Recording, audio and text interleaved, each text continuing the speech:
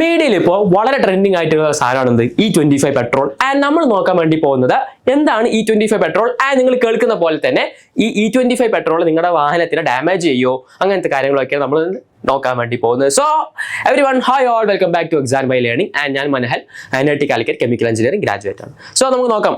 So E25 പെട്രോളിനകത്ത് പേര് പോലെ തന്നെ രണ്ട് ടേം ഉണ്ട് അല്ലേ. എന്താണ് E, എന്താണ് 25? ഞാൻ 1 by 1 ആയിട്ട് ഓരോന്ന് ഡിസ്കസ് ചെയ്യാം. E എന്ന് പറഞ്ഞു കഴിഞ്ഞാൽ ഒന്നുമില്ല, ഇറ്റ്സ് റെപ്രസെന്റിങ് എത്തനോൾ. ആൻഡ് 25 എന്ന് പറഞ്ഞാൽ അത് 25 തന്നെയാണ്, 25% ആണ്. ഞാൻ ഓരോന്നും 1 by 1 ആയിട്ട് ഡിസ്കസ് ചെയ്യാം. ആൻഡ് ലേറ്റർ നമുക്ക് കുറച്ചും കൂടി ഡീറ്റെയിൽ ആയിട്ട് ഇതിന്റെ പ്രശ്നങ്ങളൊക്കെ എന്താണെന്ന് നോക്കാം. സോ നിങ്ങൾ എത്തനോൾ എന്ന് പറഞ്ഞു കഴിഞ്ഞാൽ എന്താണ് എത്തനോൾ? നിങ്ങൾ സ്റ്റുഡൻസ് ആണെങ്കിൽ നിങ്ങൾക്ക് ഒരു ഇൻഫോർമേഷൻ തരികയാണ്. നിങ്ങൾ ഇപ്പോൾ പഠിച്ചിട്ടില്ലെങ്കിൽ വലിയ ക്ലാസ്സിനകത്ത് പഠിക്കും. C2H5OH എന്നാണ് നമ്മൾ കെമിസ്ട്രിക്കകത്ത് എത്തനോളിനെ റെപ്രസെന്റ് ചെയ്യുന്നത്. സോ ബാക്ക് എങ്ങനെയാണ് ഈ എത്തനോൾ ഉണ്ടാക്കുന്നത് ആൻഡ് എത്തനോളിന്റെ റെലവൻസ് എന്താണ് അല്ലെ, പെട്രോൾ ആയിട്ട് ഇതിനെ കമ്പൈൻ ചെയ്തതിന്റെ റെലവൻസ് എന്താ, ഇത്രയും കാര്യം നോക്കാൻ വേണ്ടി പോകുന്നു. സോ നിങ്ങൾ അറിഞ്ഞിരിക്കണം, ഈ എത്തനോൾ ഉണ്ടാക്കുന്നത് ആക്ച്വലി ഒന്നുമില്ല, നിങ്ങളുടെ ഷുഗർ കെയിൻ അല്ലെങ്കിൽ കോൺ പോലത്തെ സാധനത്തിനകത്ത് നിന്ന് അതിന്റെ ജ്യൂസിനെ എക്സ്ട്രാക്ട് ചെയ്തിട്ട് അതിനെ ഫെർമെന്റ് എന്ന് പറഞ്ഞാൽ ഒന്നുമില്ല, പുളിപ്പിക്കാം. നിങ്ങൾ മാവ് ഈസ്റ്റ് ഒക്കെ ഉപയോഗിച്ചിട്ട് പുളിപ്പിച്ച് അപ്പം ഉണ്ടാക്കുന്ന പോലെ തന്നെ നിങ്ങൾ ഇതിനകത്ത് നിന്ന് ജ്യൂസ് ഒക്കെ എടുത്തിട്ട്, മീൻസ് ഷുഗർ കെയിൻ്റെ ജ്യൂസ് അല്ലെങ്കിൽ കോണിന്റെ ജ്യൂസ് എടുത്തിട്ട് അതിനെ ഈസ്റ്റ് അല്ലെങ്കിൽ അതർ മൈക്രോബ്സിന്റെ ഹെൽപ്പോട് കൂടെ എന്ത് ചെയ്യും, ഫെർമെന്റ് ചെയ്യും. അങ്ങനെയാണ് കിട്ടുന്നത് എത്തനോൾ കിട്ടുന്നത്. സോ നോക്കാം, ഒന്നുമില്ല, ജസ്റ്റ് എന്ത് ചെയ്യും, നമ്മുടെ ഫീഡ് സ്റ്റോക്ക് ആയിട്ടുള്ള അഥവാ നമ്മുടെ കോൺ അല്ലെങ്കിൽ ഷുഗർ കെയിൻ എടുക്കും, അതിനെ ജ്യൂസിനെ എക്സ്ട്രാക്ട് ചെയ്യും. അത് കഴിഞ്ഞിട്ട് മൈക്രോബ്സിന്റെ അല്ലെങ്കിൽ ഈസ്റ്റിന്റെ ഒക്കെ പെർസെന്റിൽ അതിന് ഫെർമെന്റ് ചെയ്ത് കഴിഞ്ഞാൽ നമുക്ക് എന്ത് കിട്ടും, എത്തനോൾ കിട്ടും. സോ എങ്ങനെയാണ് എന്തെന്ന് ആക്ച്വലി എത്തനോൾ ഉണ്ടാക്കുന്നത്? സോ ഇപ്പൊ നിങ്ങൾ ഡൗട്ട് ഉണ്ടാവും, what does ethanol have to do with petrol അല്ലേ? എങ്ങനെയാണ് എത്തനോൾ ഉണ്ടാക്കുന്നത് മനസ്സിലായി. അങ്ങനെയാണെങ്കിൽ പെട്രോൾ ആയിട്ട് എത്തനോളിന്റെ റിലേഷൻ എന്താണ്? അതിന് നിങ്ങൾ എന്ത് ചെയ്യണം, ഒരു ടേം ഉണ്ട്. ടേം ഒന്നുമില്ല, ഒക്ടെയ്ൻ നമ്പർ. സോ ഈ കാര്യം നിങ്ങൾ അറിഞ്ഞിരിക്കണം. ഒക്ടെയ്ൻ നമ്പർ എന്ന് പറഞ്ഞു കഴിഞ്ഞാൽ നിങ്ങളുടെ ഫ്യൂവലിന്റെ ക്വാളിറ്റി ചെക്ക് ചെയ്യുന്ന ഒരു മെഷറാണ് ഒക്ടെയ്ൻ നമ്പർ. ഒന്നുമില്ല, നിങ്ങളുടെ ഒക്ടെയ്ൻ നമ്പർ കൂടിക്കഴിഞ്ഞാൽ നിങ്ങളുടെ എഞ്ചിൻ എന്ത് ചെയ്യും, കുറച്ചും കൂടെ നല്ല എഞ്ചിനകത്ത് ഫ്യൂൽ എന്ത് ചെയ്യും, കുറച്ചുകൂടെ നല്ല രീതിയിൽ പെർഫോം ചെയ്യും. ഒക്ടെയ്ൻ നമ്പർ എന്ന് പറഞ്ഞാൽ ഡെഫിനേഷൻ ഇതാണ്, a measure of how well a fuel resist engine knocking. Engine നോക്കിങ്ങിനെ ഒരു ഫ്യൂൽ എങ്ങനെയാണ് റെസിസ്റ്റ് ചെയ്യുന്നത് എന്നുള്ളതാണ് ഒക്ടെയ്ൻ നമ്പർ. ജസ്റ്റ് ഞാൻ വളരെ ഡീറ്റെയിൽ ആയിട്ട് പോകുന്നില്ല, ജസ്റ്റ് ഒരു പെരിഫറൽ ഇൻഫോ തന്നത് മാത്രം. ഒന്നുമില്ല, ഇത്ര അറിഞ്ഞിരുന്നാൽ മതി. നിങ്ങളുടെ ഒക്ടെയ്ൻ നമ്പർ കൂടി കഴിഞ്ഞിട്ടുണ്ടെങ്കിൽ എഞ്ചിനകത്ത് നിങ്ങളുടെ ഫ്യൂൽ കുറച്ചുകൂടെ നല്ല രീതിയിൽ പെർഫോം ചെയ്യും. സോ നിങ്ങൾ ഇപ്പോൾ മാർക്കറ്റിൽ തന്നെ ഇപ്പോൾ ഭാരത് പെട്രോൾ എടുക്കുകയാണെങ്കിൽ അവരെ തന്നെ 91 ഉണ്ട്, 95 ഉണ്ട്. ഒന്നുമില്ല, വിച്ച് മീൻസ് 91 ഒക്ടെയ്ൻ നമ്പറുള്ള പെട്രോൾ കിട്ടും ആൻഡ് 95 ഒക്ടെയ്ൻ നമ്പറുള്ള പെട്രോൾ കിട്ടും. സോ നിങ്ങൾ ഇതിനെ റെഗുലർ എന്നും മറ്റേ പ്രീമിയം എന്നൊക്കെ നിങ്ങൾ പമ്പിൽ പോകുന്ന സമയത്ത് എന്ത് ചെയ്യുന്നുണ്ടാവും, കേട്ടിട്ടുണ്ടാവും. അപ്പോൾ ബേസിക്കലി പറയുകയാണെങ്കിൽ 95 ആണ് നിങ്ങളുടെ എഞ്ചിന് കുറച്ചും കൂടി നല്ലത്. എഞ്ചിന്റെ ആരോഗ്യത്തിന് കുറച്ചും കൂടി നല്ല രീതിയിൽ എഞ്ചിനകത്ത് ഈ ഫ്യൂൽ പെർഫോം ചെയ്യണമെങ്കിൽ, കുറച്ചുകൂടി സ്മൂത്ത് പെർഫോമൻസ് കിട്ടണമെങ്കിൽ ഉറപ്പായിട്ടും നിങ്ങൾ ഒക്ടെയ്ൻ നമ്പർ കൂടിയ ഫ്യൂൽ തന്നെയാണ് എന്ത് ചെയ്യേണ്ടത്, പ്രിഫർ ചെയ്യേണ്ടത്.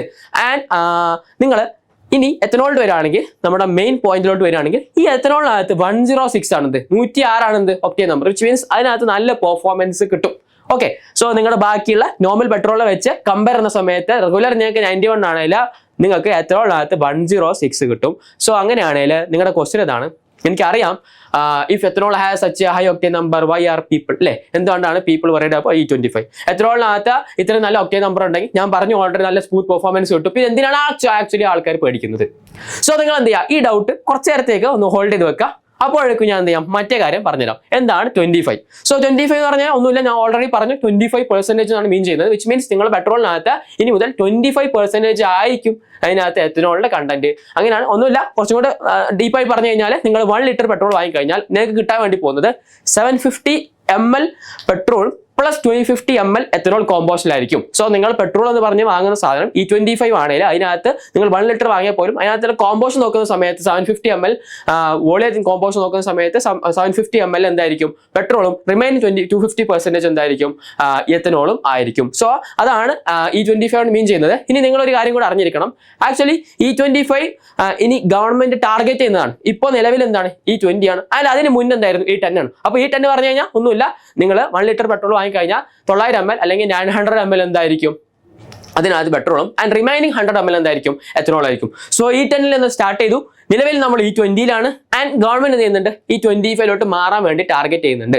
സോ ആക്ച്വലി നിങ്ങളിപ്പോൾ ഒരുപാട് ഡൗട്ട് വന്നിട്ടുണ്ടാവും, ഈ ആക്ച്വലി E25 പെട്രോൾ ഉപയോഗിച്ച് നമ്മുടെ വണ്ടിക്ക് പ്രശ്നമുണ്ടോ, ആൻഡ് അതുപോലെ തന്നെ എന്തിനാണ് ആക്ച്വലി ഗവൺമെന്റ് എന്ത് ചെയ്യുന്നത്, ഇത്രയും 10 നിന്ന് 20 ആക്കി 20 നിന്ന് 25 പോകാൻ വേണ്ടി ശ്രമിക്കുന്നു, എന്തിനാണ് ആക്ച്വലി ഇതിനെ പ്രൊമോട്ട് ചെയ്യുന്നത്, ആൻഡ് എന്തിനാണ് ഗവൺമെന്റ് ആക്ച്വലി ഇത് മിക്സ് ചെയ്യാൻ വേണ്ടി ശ്രമിക്കുന്നത്. സോ നോക്കാം എന്തുകൊണ്ടാണ് ഇത്രയും കാര്യങ്ങളെന്ന്. ഓക്കെ, ഞാൻ ഓൾറെഡി പറഞ്ഞു എന്ത് ഒക്ടെയ്ൻ നമ്പർ കൂടുതലാണ്. സോ ഹയർ ഒക്ടെയ്ൻ നമ്പർ ഉണ്ട്. സോ എത്തനോളിൽ ഇത്രയും നല്ല ഒക്ടെയ്ൻ നമ്പർ ഉണ്ട്, നല്ല പെർഫോമൻസ് തരുമെങ്കിൽ നമ്മൾ എന്ത് ചെയ്യണം, അതിനെ യൂട്ടിലൈസ് ചെയ്യല്ലേ വേണ്ടത്. സോ ഒരു പോയിന്റ് അത്. അടുത്ത പോയിന്റ് ആണ് സപ്പോർട്ട് ഫാമേഴ്സ്.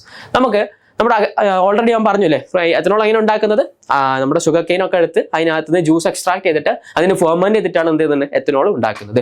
സോ നിങ്ങൾക്ക് ഒരുപാട് എത്തനോൾ ആവശ്യം വന്നു കഴിഞ്ഞാൽ ഒന്നുമില്ല, നമ്മുടെ സപ്ലൈ ആൻഡ് ഡിമാൻഡ് ഒരുപാട് എത്തനോൾ ആവശ്യമായി വന്നു കഴിഞ്ഞാൽ നിങ്ങൾക്ക് ഒരുപാട് എന്ത് ചെയ്യേണ്ടി വരും, ഷുഗർ കെയിൻ പ്രൊഡക്ഷൻ നടത്തേണ്ടി വരും. വിച്ച് മീൻസ് നമ്മൾ എന്ത് ചെയ്യുന്നു, ഫാമേഴ്സിനെ സപ്പോർട്ട് ചെയ്യുന്നു. അതിന് അടുത്ത പോയിന്റ് ആണ് ക്ലീനർ ബേൺ.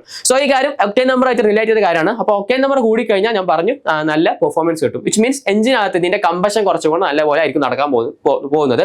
അങ്ങനെയാണ് എന്ത് ചെയ്യും, നിങ്ങളുടെ എമിഷൻ കുറയും, അതുവഴി പൊല്യൂഷൻ കുറയ്ക്കാൻ വേണ്ടി പറ്റും. ഇപ്പൊ ഡൽഹി ആണെങ്കിൽ തന്നെ അവിടുത്തെ ഏറ്റവും വലിയ പ്രശ്നമാണ് ഗവൺമെന്റ് ഫേസ് ചെയ്യുന്ന പ്രശ്നമാണ് എന്ത്, എയർ പൊല്യൂഷൻ. നിങ്ങൾക്ക് എല്ലാവർക്കും അറിയുന്ന കാര്യമാണ്. സോ വാഹനങ്ങളൊക്കെ വരുന്ന എമിഷൻസ് ഒരു പരിധി വരെ അതിന്റെ റീസൺ കൂടിയാണ്. സോ നിങ്ങൾ എത്തനോൾ ഉപയോഗിക്കുകയാണെങ്കിൽ നിങ്ങൾക്ക് ആക്ച്വലി കുറച്ചും കൂടെ നല്ലൊരു പെർഫോമൻസ് എഞ്ചിനകത്ത് കിട്ടുന്നതുകൊണ്ട് നിങ്ങൾക്ക് എമിഷൻ കുറയ്ക്കാൻ വേണ്ടി പറ്റും, അതുവഴി കുറച്ചും കൂടെ നല്ലൊരു എയർ ക്വാളിറ്റി ഉണ്ടാക്കാൻ വേണ്ടി പറ്റും. സോ അത് നിങ്ങൾ എന്ത് ചെയ്യണം, മനസ്സിലാക്കണം, ക്ലീനർ ബേൺ ആണ്. അതിന് അടുത്ത പോയിന്റ് ആണ്, വെരി ഇമ്പോർട്ടന്റ് പോയിന്റ് ആണ്, less oil import. So actually നമ്മൾ എന്ത് ചെയ്യുന്നത്, റിലേ ചെയ്യുന്നത് നമ്മുടെ ഫോറിൻ കൺട്രീസിന് അല്ലെ, എന്തിന്, ഓയിൽ കിട്ടാൻ വേണ്ടി. റഷ്യ അതല്ലെങ്കിൽ മറ്റേ രാജ്യങ്ങളൊക്കെയാണ് നമ്മൾ എന്ത് ചെയ്യുന്നത്, ഇപ്പോൾ നിലവിൽ നമ്മൾ എന്ത് ചെയ്യുന്നത്, ഓയിൽ കിട്ടാൻ വേണ്ടിയിട്ട് റിലേ ചെയ്യുന്നത്. പക്ഷേ നമ്മൾ എത്തനോളിന്റെ ഉപയോഗം കൂട്ടിക്കഴിഞ്ഞാൽ നമുക്ക് എന്ത് ചെയ്യേണ്ടി വരും, ഈ ഓയിൽ അവിടുന്ന് ഇമ്പോർട്ട് ചെയ്യുന്നത് കുറയ്ക്കാൻ വേണ്ടി പറ്റും. സോ ഈ ഒരു പോയിന്റും കൂടെ ഉണ്ട്. അതിന് അതുവഴി നമുക്ക് എന്ത് ചെയ്യാം, നമുക്ക് കുറച്ചുകൂടെ ഒരു സ്ട്രോങ്ങർ നാഷൻ ആവാൻ വേണ്ടി പറ്റും. സോ ഇത്രയും കാര്യങ്ങൾ കൊണ്ടാണ് ആക്ച്വലി എന്ത് ചെയ്യുന്നത്, എത്തനോള് നമ്മൾ പെട്രോളിനകത്ത് മിക്സ് ചെയ്യാൻ വേണ്ടി ശ്രമിക്കുന്നത്. സോ നിങ്ങൾ ഇപ്പൊ നിങ്ങൾക്ക് മറ്റേ ഡൗട്ട് ഉണ്ടാവും അല്ലേ, ഏത്, is there any problem using E25 petrol? E25 petrol ഉപയോഗിച്ച് കഴിഞ്ഞാൽ എന്തെങ്കിലും കുഴപ്പമുണ്ടോ? സോ അവിടെ നിങ്ങൾ മനസ്സിലാക്കേണ്ട ഒരു കാര്യമുണ്ട്. നമ്മൾ എത്തനോളിനകത്ത് ഇത്രയും ഒരുപാട് എന്ത് പറഞ്ഞു, പ്രോസ് പറഞ്ഞു അല്ലേ, എത്തനോളിന്റെ എന്തൊക്കെ ഉപയോഗങ്ങളുണ്ട് എന്ന് പറഞ്ഞു. പക്ഷേ ഈ എത്തനോളിന് കുറച്ച് പ്രശ്നങ്ങളുണ്ട്. ഒന്നുമില്ല, 3 കാര്യങ്ങളാണ് മെയിൻ ആയിട്ട് പറയാനുള്ളത്. ഒന്നാണ് മോയ്സ്ചർ അബ്സോർപ്ഷൻ. ഈ എത്തനോൾ പെട്ടെന്ന് എയറിനകത്തുള്ള മോയ്സ്ചറിനെ ക്യാപ്ചർ ചെയ്യും. മോയ്സ്ചർ പറഞ്ഞു കഴിഞ്ഞാൽ നമ്മുടെ എയറിനകത്ത് എന്തുണ്ടാവും, വാട്ടർ കണ്ടന്റ് ഉണ്ടാവും. സോ ഈ വാട്ടർ കണ്ടന്റ് വലിച്ചു കഴിഞ്ഞാൽ വാട്ടർ വരും. സോ ഇതേ സാധനം നിങ്ങൾ എയർ മാറ്റിയിട്ട് നിങ്ങളുടെ ഫ്യൂവൽ സിസ്റ്റത്തിലോട്ട് വിചാരിക്കാം. നിങ്ങളുടെ ടാങ്കിനകത്ത് ഫ്യൂവൽ ടാങ്കിനകത്തോട്ട് എന്ത് വെച്ചു, പെട്രോൾ, E25 പെട്രോൾ ഒഴിച്ചു കഴിഞ്ഞാൽ നിങ്ങളുടെ ഫ്യൂവൽ സിസ്റ്റത്തിനകത്തുനിന്ന് ഉണ്ടാവും എയർ ഉണ്ടാവുമല്ലോ. സോ അതിനകത്തുള്ള മോയ്സ്ചറിനെ എത്തനോൾ അബ്സോർബ് ചെയ്ത് കഴിഞ്ഞാൽ നിങ്ങളുടെ ഫ്യൂവൽ സിസ്റ്റത്തിനകത്ത് എന്ത് വരും, വാട്ടർ അല്ലെങ്കിൽ വെള്ളം വരും. സോ അങ്ങനെ ലോങ് ടൈമിൽ വന്നു കഴിഞ്ഞാൽ നിങ്ങളുടെ ഫ്യൂവൽ സിസ്റ്റത്തിനകത്ത് തുരുമ്പ്, കൊറോഷൻ ഒക്കെ സംഭവിച്ച് ലോങ് ടൈമിൽ അത് അഫക്റ്റ് ചെയ്യാൻ വേണ്ടി ചാൻസ് ഉണ്ട്. ഓക്കെ, അത് എന്ത് ചെയ്യുക, ഓർത്തിരിക്കുക. അതിൻ്റെ അടുത്താണ് മെറ്റീരിയൽ കോമ്പാറ്റിബിലിറ്റി. ഇത് കുറച്ചും കൂടെ നിങ്ങളുടെ വണ്ടി പഴയതാണേൽ, നല്ല പഴയതാണെങ്കിൽ അന്ന് കാലത്ത് ആ വണ്ടി ഉണ്ടാക്കി എന്തായിരിക്കും, അത് പെട്രോൾ മാത്രമാണ് ആ വണ്ടിക്കകത്ത് ഒഴിക്കുള്ളൂ എന്നുള്ള ഒരു ധാരണയിലായിരിക്കും അന്ന് കാലത്ത് എന്ത് ചെയ്തിട്ടുണ്ടാവുക, ആ വണ്ടി മാനുഫാക്ചർ ചെയ്തിട്ടുണ്ടാവുക. സോ അന്നത്തെ കുറച്ച് എന്തായിരിക്കും സാധനങ്ങളൊക്കെ ഉപയോഗിച്ചിട്ടുണ്ടാക്കിയതുകൊണ്ട് റബ്ബറും അതുപോലെ പ്ലാസ്റ്റിക്കും കാര്യങ്ങളൊക്കെ അതിനകത്ത് എന്ത് ചെയ്യും ഉണ്ടായിരിക്കും. സോ എത്രയോളം അങ്ങോട്ട് വരുന്ന സമയത്ത് may be there is A chance അത് എന്ത് ചെയ്യും, ഡാമേജ് ആവാനുള്ള ചാൻസ് ഉണ്ട്. സോ നിങ്ങളുടെ വണ്ടി പഴയതാണെങ്കിൽ മാത്രം. അതിനടുത്താണ് എഞ്ചിൻ കാലിബ്രേഷൻ. ഇത് കുറച്ചുകൂടെ ഒന്ന് മനസ്സിലാക്കാൻ വേണ്ടി പറയുകയാണെങ്കിൽ നിങ്ങളുടെ പെട്രോൾ വണ്ടിക്കകത്തോട്ട് ഡീസൽ ഒഴിച്ചാൽ അങ്ങനെ ഉണ്ടാവും അല്ലേ, വണ്ടി എന്തായാലും എന്ത് ചെയ്യും, കേടുവരും.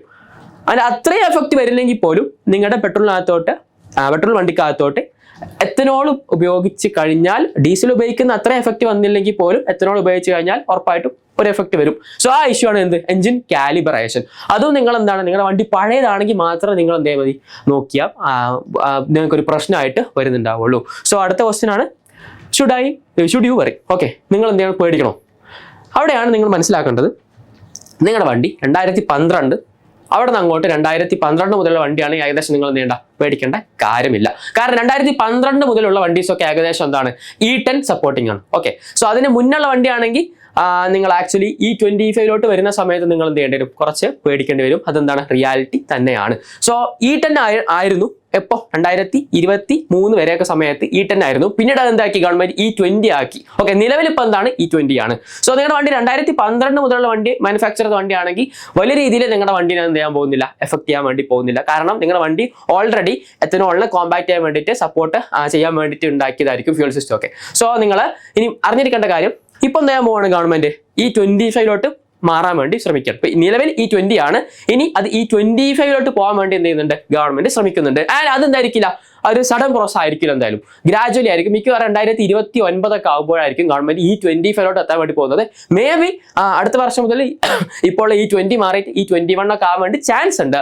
എങ്കിൽ പോലും അതൊരു സഡൻ ആയിരിക്കില്ല, ഗ്രാജുവലി അടുത്തൊരു 5 വർഷം കൊണ്ടായിരിക്കും ഗവൺമെന്റ് ഈ 25 ആക്കാൻ വേണ്ടി പോകുന്നത്. സോ നിങ്ങൾ എന്ത് മനസ്സിലാക്കണം, നിങ്ങളിപ്പോൾ പേടിക്കേണ്ട കാര്യം ഒന്നും ആക്ച്വലി ഇല്ല. നിങ്ങളുടെ വണ്ടി പുതിയതാണെങ്കിൽ വലിയ രീതിയിൽ നിങ്ങളെ അഫക്റ്റ് ചെയ്യാൻ വേണ്ടി പോകുന്നില്ല. ഇൻ കേസ് പഴയതാണെങ്കിൽ മേ ബി നിങ്ങളുടെ വണ്ടിക്ക് അത് ലോങ് ടൈമിൽ ഒരു ഡാമേജ് വരുത്താൻ വേണ്ടി ചാൻസ് ഉണ്ട്. സോ അതോടെ പറഞ്ഞത് ഓൾഡർ വെഹിക്കിൾ ആണെങ്കിൽ മേ ബി എന്തെങ്കിലും ഒരു പ്രശ്നം വരാൻ വേണ്ടി ചാൻസ് ഉണ്ട്. പുതിയ വാഹനമാണെങ്കിൽ നിങ്ങൾ പഠിക്കേണ്ട കാര്യമൊന്നുമില്ല. സോ നമ്മൾ ഈ 25 പെട്രോളിനെ കുറിച്ചുള്ള നിങ്ങളുടെ ഡൗട്ടൊക്കെ ഏകദേശം ക്ലിയർ ആയി വിചാരിക്കുന്നു. എങ്ങനെയാണ് എത്തനോൾ ഉണ്ടാക്കുന്നത്, എത്തനോളിന്റെ കോൺസ് എന്തൊക്കെയാണ്, അതുപോലെ എത്തനോൾസിന്റെ അഡ്വാൻറ്റേജും പ്രോസും കോൺസ് ഒക്കെ ഡിസ്കസ് ചെയ്തു. എത്തനോൾ ആക്ച്വലി എന്തുകൊണ്ടാണ് ഗവൺമെന്റ് മിക്സ് ചെയ്യാൻ വേണ്ടി ശ്രമിക്കുന്നത്, കാര്യങ്ങളൊക്കെ ഡിസ്കസ് ചെയ്തു. അപ്പോൾ ഇതുപോലത്തെ ഇൻഫോർമേറ്റീവ് ആയിട്ട് വീഡിയോസ് ഒക്കെ കിട്ടാൻ വേണ്ടി എന്ത് ചെയ്യുക, നമ്മുടെ ചാനൽ എക്സാം ബൈ ലേണിംഗ് എന്ത് ചെയ്യുക, നിങ്ങൾ എന്ത് ചെയ്യുക, സബ്സ്ക്രൈബ് ചെയ്ത് വെക്കുക. ആൻഡ് ഇനിയും ഇതുപോലത്തെ വീഡിയോസ് ഒക്കെ വേണമെങ്കിൽ താഴെ നിങ്ങൾ കമന്റ് ചെയ്താൽ മതി. ആൻഡ് ഇതിനെക്കുറിച്ച് ഞാൻ ഇനി മിസ്സായ എന്തെങ്കിലും കാര്യം ഉണ്ടെങ്കിൽ, നിങ്ങൾ ചിലപ്പോൾ എന്നെക്കാട്ടി അറിവുള്ള ആൾക്കാരായിരിക്കും ഇതിനകത്ത്. സോ മിസ്സായ കാര്യം എന്തെങ്കിലും ഉണ്ടെങ്കിൽ താഴെ കമന്റ് ചെയ്യുക, ബാക്കിയുള്ളവർക്കും കൂടെ എന്തെങ്കിലും അത് ഉപകാരം ആയിക്കോളും. So that's all. അടുത്ത വീഡിയോ ആയിട്ട് എന്ത് ചെയ്യാം, വീണ്ടും കാണാം. Till then bye.